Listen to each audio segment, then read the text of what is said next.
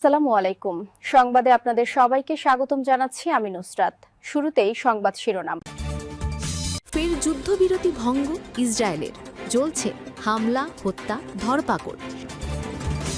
এদিকে মার্কিন যুদ্ধজাহাজে ভেনেজুয়েলার হামলা, মুহূর্তেই জ্বলল ক্যারিবীয় সাগর। সর্বশেষ থাকছে সময় থাকতে ইসরায়েলের বিপজ্জনক প্রবণতা রুখে দিন আরবেদের প্রতি বিশ্লেষকের সতর্কবার্তা। শুনছিলেন সংবাদ শিরোনাম, এখন বিস্তারিত। প্রত্যেকটি সংবাদের বিস্তারিত জানার আগে আমাদের জন্য একটি ছোট্ট অনুরোধ। এক মুহূর্ত চোখ বন্ধ করুন, ভাবুন তো, গাজার ধ্বংসস্তূপে কাঁদছে এক শিশু, যার বয়স হয়তো আপনার পরিবারের ছোট্ট শিশুটির মতোই, কিন্তু তার কণ্ঠে এখন কান্না ছাড়া কিছু নেই। মায়ের বুক ছিঁড়ে গেছে, বাবার মুখে ধুলো, চারপাশে শুধু ধ্বংস আর ধোঁয়ার গন্ধ। প্রতিদিন নতুন করে জন্ম নিচ্ছে মৃত্যু। যুদ্ধবিরতির নামেও চলছে হত্যাযজ্ঞ, ধ্বংস আর অন্যায়ের উৎসব। আর আমরা শুধু পর্দার ওপাশে তাকিয়ে দেখি, চুপচাপ। কিন্তু মনে রাখুন, নীরবতাও এক প্রকার অপরাধ। যেখানে শিশুরা কাঁদছে, সেখানে আমাদের কণ্ঠ থেমে থাকতে পারে না। যেখানে মানবতা রক্তে ভাসছে, সেখানে একটুখানি শব্দ প্রতিবাদ হতে পারে। তাই অনুরোধ, নিজে আপনার মন্তব্য লিখুন, বলুন আপনি মানবতার পক্ষে আছেন। সাবস্ক্রাইব করুন যেন সত্যের কণ্ঠ কখনো থেমে না যায়। আর নোটিফিকেশন অন রাখুন, কেননা প্রতিটি আপডেট, প্রতিটি শব্দ গাজার নিঃশ্বাসার মতোই মূল্যবান। আপনার এক ক্লিক হয়তো কারো চোখের জল মুছে দিতে পারবে না, কিন্তু তা হতে পারে এক বিশাল আওয়াজ, অন্যায়ের বিরুদ্ধে, মানবতার পক্ষে, সত্যের পাশে। এই আওয়াজ যেন থেমে না যায়। এখনই সাবস্ক্রাইব করুন, মন্তব্যে জানিয়ে দিন আমি মানবতার পাশে আছি। চলুন বেশি কথা না বাড়িয়ে বিস্তারিত জেনে নিই। ফের যুদ্ধবিরতি ভঙ্গ ইসরায়েলের, চলছে হামলা, হত্যা, ধরপাকড়। গাজায় চলছে হামলা, হত্যা, ধরপাকড়, আগুনে জ্বলছে মানবতা।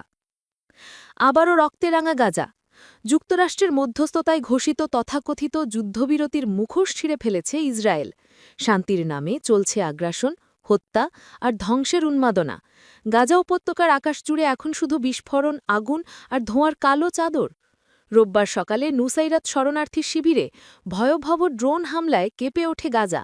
স্থানীয় হাসপাতাল সূত্রে জানা যায়, হামলায় নিহত হয়েছেন এক নিরীহ বেসামরিক নাগরিক, আহত আরও 4 জন।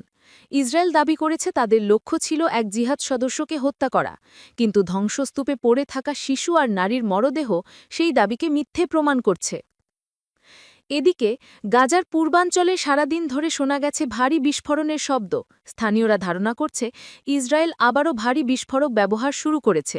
ধসে পড়েছে ভবন, মাটি চাপা পড়েছে মানুষ। 9 বছরের এক শিশু ধ্বংসস্তূপে চাপা পড়ে মারা গেছে, যার মুখে শেষ শব্দ ছিল আম্মা। শেষ নিঃশ্বাস পর্যন্ত অভিযান। ইসরায়েলের প্রতিরক্ষামন্ত্রী কার্জ জানালেন, গাজার সব সুড়ঙ্গ ধ্বংসের নির্দেশ দিয়েছেন নেতানিয়াহু। তার ভাষায়, এটাই আমাদের শেষ যুদ্ধ। গাজাকে সামরিকীত মুক্ত করতে হবে। অর্থাৎ যুদ্ধবিরতির ছায়ায় নতুন করে শুরু হয়েছে ধ্বংসের মহাযজ্ঞ, যার পেছনে আছে ইউএসের নীরব আশীর্বাদ। হামাসের প্রতিক্রিয়া। হামাস নেতা খালিল আল হায়া জানালেন, আমরা যুদ্ধ চাই না, চাই স্বাধীনতা। দখল শেষ হলেই আমরা অস্ত্র রাষ্ট্রের হাতে তুলে দেব। কিন্তু ইসরায়েল যেন শুনতে চায় না কোনো আহ্বান, কোনো শান্তির সুর। গাজাকে বর্জ্যের ভাগাড় বানাচ্ছে ইসরায়েল। আল জাজিরার রিপোর্টে উঠে এসেছে, ইসরায়েল এখন গাজার ভেতরে ফেলে দিচ্ছে নিজ দেশের নির্মাণ বর্জ্য। সীমান্ত অতিক্রম করে বর্জ্যে ভরছে ধ্বংসস্তূপের নগরী। ইউএনইপি বলছে, গাজার 75% ভবন ধ্বংস, প্রায় 61 মিলিয়ন ধ্বংসাবশেষে ঢাকা পড়ে আছে মানবতা। বিশ্ব নীরব। জাতিসংঘ, আরব লীগ, সবাই যেন একটা অদ্ভুত নীরবতায় ডুবে আছে। শিশুরা কাঁদছে, মায়েরা কবরের কাছে প্রার্থনা করছে, বাবারা ধ্বংসস্তূপে সন্তান খুঁজছে, আর বিশ্ব শুধু তাকিয়ে দেখছে। একটুখানি প্রতিবাদ, একটুখানি সচেতনতা হয়তো বদলে দিতে পারে ইতিহাসের মোড়। সাথে থাকুন, আমরা আরও জানাব। নিজের মতামত দিন। ইসরায়েলের এই আগ্রাসন বন্ধে কি বিশ্ব নীরব থাকবে?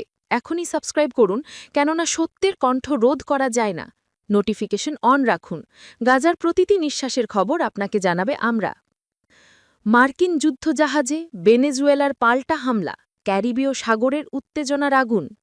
ক্যারিবীয় সাগরে ফের যুদ্ধের দামামা বাজল। যুক্তরাষ্ট্রের শক্তিশালী যুদ্ধজাহাজ ইউএসএস গ্রেভলি ও বিমানবাহী রণতরী ইউএসএস জেরাল্ড ফোর্ড মোতায়েনের পর হঠাৎই উত্তপ্ত হয়ে উঠেছে লাতিন আমেরিকার আকাশ। আন্তর্জাতিক সংবাদ মাধ্যমের রিপোর্ট অনুযায়ী ভেনেজুয়েলার উপকূলের কাছে মার্কিন যুদ্ধজাহাজের দিকে পাল্টা হামলা চালিয়েছে ভেনেজুয়েলার সেনাবাহিনী। ফলে মুহূর্তে সমুদ্র জুড়ে আগুন আর ধোঁয়ার কুণ্ডলী ছড়িয়ে পড়ে। ব্লাস্ট। রোববার সন্ধে ঘটনা ঘটে। ভেনেজুয়েলার প্রতিরক্ষা মন্ত্রণালয় জানিয়েছে, মার্কিনের উস্কানিমূলক ও অনধিকার প্রবেশের জবাবেই এই পাল্টা ব্যবস্থা নেওয়া হয়েছে।